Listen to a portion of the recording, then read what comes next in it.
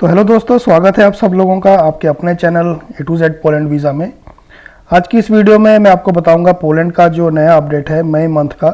आज हम लोग उसके बारे में बात करेंगे। एक्चुअली दो अपडेट हैं। पहला अपडेट है जो एम्बेसी द्वारा दिया गया है, और दूसरा जो है आपका पोलैंड के रिलेटेड दूसरा जो अपडेट वो ये है कि जो आपका प्रोसेस होएगा, क्या क्या चेंजेस आएंगे उसके रिलेटेड है। तो चलिए स्टार्ट करते हैं। अगर आप हमारे चैनल पर नए हैं तो चैनल को सब्सक्राइब जरूर कीजिए और बेल आइकन को दबाना मत भूलिए। तो दोस्तों, पहला जो अपडेट है, कह लीजिए जो न्यूज़ है, वो पोलैंड एम्बेसी ने दी है।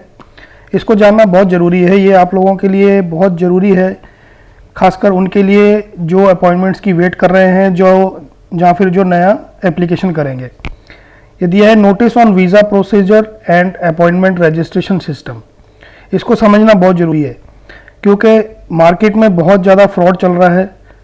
ठीक है, तो उस चीज़ को देखते हुए एम्बेसी ने भी ये डिसाइड किया है कि आप लोगों को अवेयर किया जाए।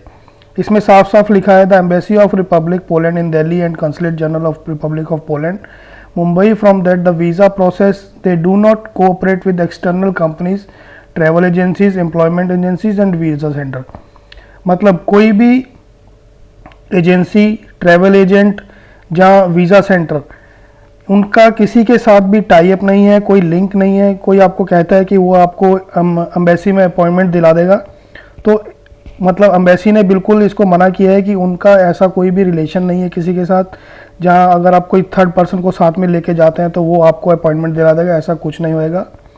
Using the service of intermediate does not lead to present treatment, only the council is authorized to consider visa application and make decision. उनका कहने का मतलब है कि कोई भी आप इंटरमीडिएट, मतलब कोई बिचौलिया या कोई भी आप एजेंट कह लीजिए या दलाल कह लीजिए, उसको अगर आप लेके जाते हैं अपनी अपॉइंटमेंट लेने के लिए, तो ऐसा नहीं है कि कोई आप किसी को बीच में डाल रहे हैं तो आपको अपॉइंटमेंट मिल जाएगा। ऐसा कोई भी प्रोसेस एम्बेसी फॉलो नहीं करती है। एम्बेसी सिर्फ ऑथराइज्ड जो काउंसिल है उसके थ्रू अपना डिसीजन लेती है जो एप्लीकेशन का होता है। Each visa application is analyzed individually based on the information provided by applicant, and visa intermediate are not involved in any stage of procedure।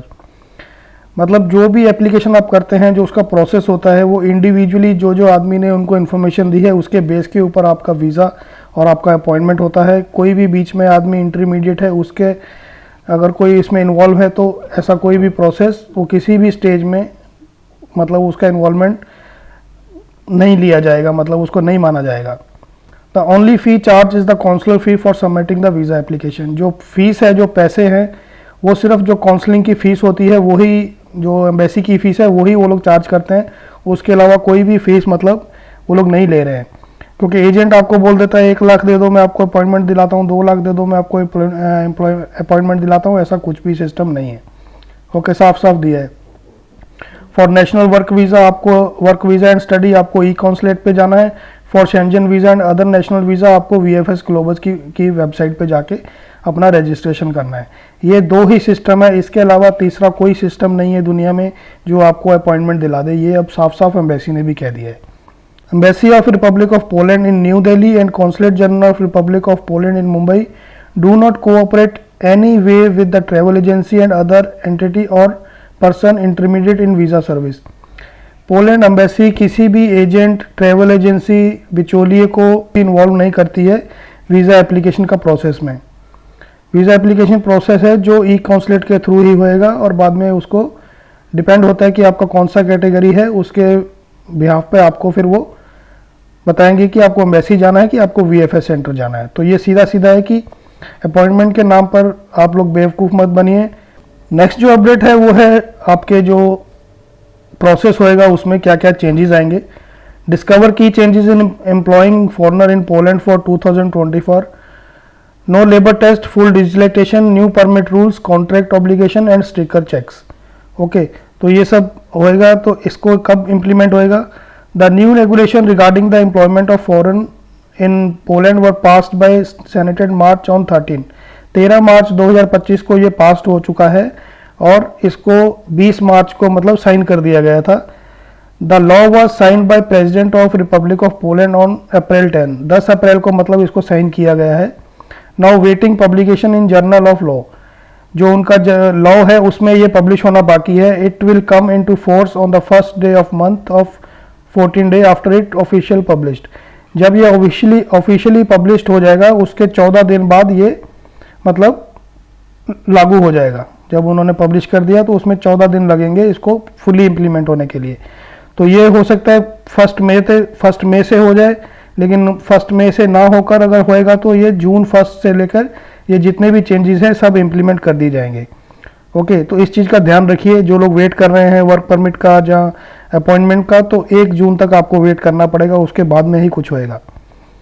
और इसमें चेंजेस क्या आएंगे? Elimination of labour market test. Labour market test बंद कर दिया जाएगा, जिसमें कि आप वर्क परमिट जब अप्लाई करते थे तो आपको ज़्यादा वेट करना पड़ता था, वो अभी वेट करना नहीं पड़ेगा, आपको जल्दी वर्क परमिट मिल जाएगा। New rules for issuing work permit. The minimum work time for foreigner to Poland is last 1.4, मतलब आपको फुल टाइम वर्क परमिट मिलेगा। ऐसा नहीं कि आप 2 घंटे काम करेंगे पार्ट टाइम, ऐसा नहीं है, आपको फुल टाइम वर्क परमिट मिलेगा। Okay, obligation to submit the contract. Employer will require to submit copy of employment और civil law contract signed with the foreign worker into the electronic system before the employment begins. आपको employer will be required to submit, employer को एक copy submit करनी पड़ेगी civil law में, okay, जो कि foreigner worker के द्वारा साइन की हो जब आपका सिस्टम स्टार्ट होएगा इलेक्ट्रॉनिक सिस्टम में। Work permit for new entry. For newly establish company, जो नई कंपनियां बनी हैं उनको जो वर्क परमिट इशू किया जाएगा वो 1 साल के लिए ही किया जाएगा।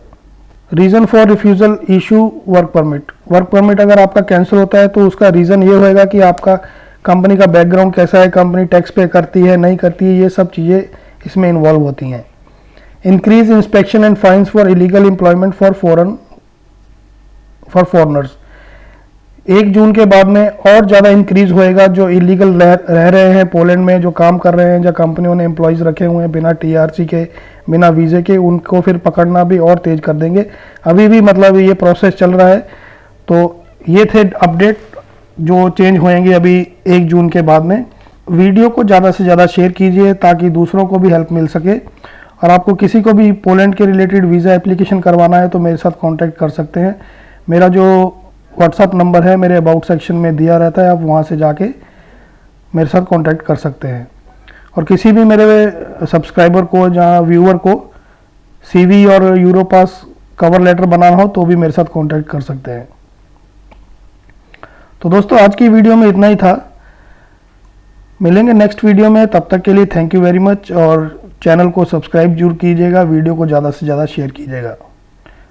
Thank you very much.